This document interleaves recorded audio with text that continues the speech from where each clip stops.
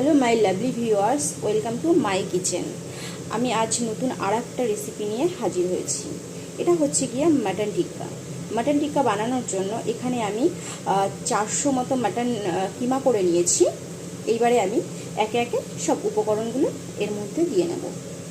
তো প্রথমে আমি এখানে হাফ কেটে রাখা লেবুর রস দিয়ে দিলাম। এখন আমি দেব হাফ টিস্পুন হলুদ, 1 টিস্পুন জিরে পাউডার, হাফ টিস্পুন লঙ্কা পাউডার, 1 টিস্পুন ধনিয়া পাউডার, হাফ টিস্পুন গরম মশলা পাউডার, হাফ টিস্পুন মিট মশলা পাউডার। মিট মশলাটা হচ্ছে গিয়ে অপশনাল, না থাকলে স্কিপও করতে পারেন।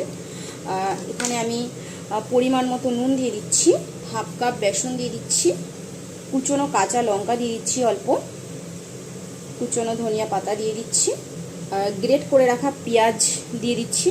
এখানে বড় সাইজের একটা পেঁয়াজ আমি গ্রেট করে রেখেছিলাম। অল্প একটু 1 টিস্পুন মতো আমি সর্ষের তেল দিয়ে দিচ্ছি। এখন আমি ভালো করে ম্যারিনেট করে কিছুক্ষণ রেখে দেব। ভালো করে মশলাগুলোকে মিক্সড করতে হবে। আমার ম্যারিনেট করা হয়ে গেছে, খুব সুন্দরভাবে মশলার মানে এর ভেতরে মিক্সড হয়ে গেছে। এবার আমি কিছুক্ষণের জন্য এটাকে রেখে দেব। এখানে আমি 2 টেবিল স্পুন মতো আমি আদা রসুন পেস্ট দিয়ে দিচ্ছি। এটাকে আবার ভালো করে এর ভেতরে মিক্সড করতে হবে।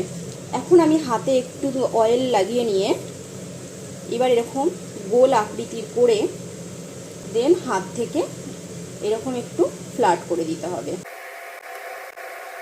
এইভাবে সমস্তগুলো ঠিক এইরকমভাবে আমার করে নিতে হবে। ঠিক এইরকম আকৃতিতে আমার সমস্ত টিক্কাগুলো বানিয়ে নিতে হবে। আমার টিক্কাগুলো ঠিক এরকম আকৃতির করে নিয়েছি।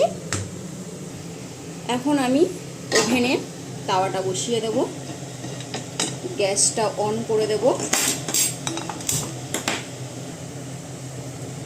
এখন আমি এখানে রিফাইন্ড অয়েল দিয়ে দিচ্ছি। অয়েলটা গরম হয়ে গেছে। এইবার আমি এই টিক্কাগুলো একে একে তেলে ছেড়ে দেবো।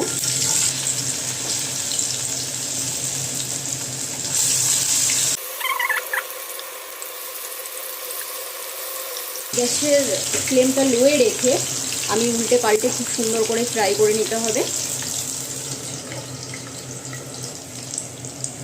তো আমার মাটন টিক্কাটা খুব সুন্দরভাবে ফ্রাই হয়ে গেছে। এইবারে আমি তুলে নেব, এক এক করে তুলে নেব আমি।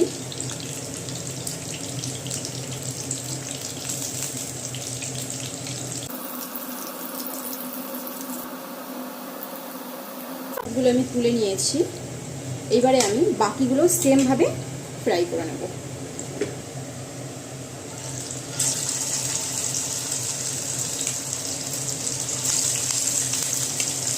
তো আমার মাটন টিক্কা ডান। আর এটা খেতে খুবই টেস্টি লাগে, আর খুব বেশি উপকরণও লাগে না ঘরে থাকে। তো আমার মাটন টিক্কা ডান, আর এটা খেতে খুবই টেস্টি হয়, আর খুব বেশি উপকরণও লাগে না, ঘরে থাকা রেমেডি দিয়েই হয়ে যায়। তোমরাও বাড়িতে ট্রাই করতে পারো, আশা করি খুব ভালো লাগবে। আর যদি আমার এই রেসিপিটা তোমাদের ভালো লেগে থাকে তাহলে অবশ্যই লাইক অ্যান্ড সাবস্ক্রাইব করে দিও। তো এখানেই আমার ভিডিওটা এন্ড করছি।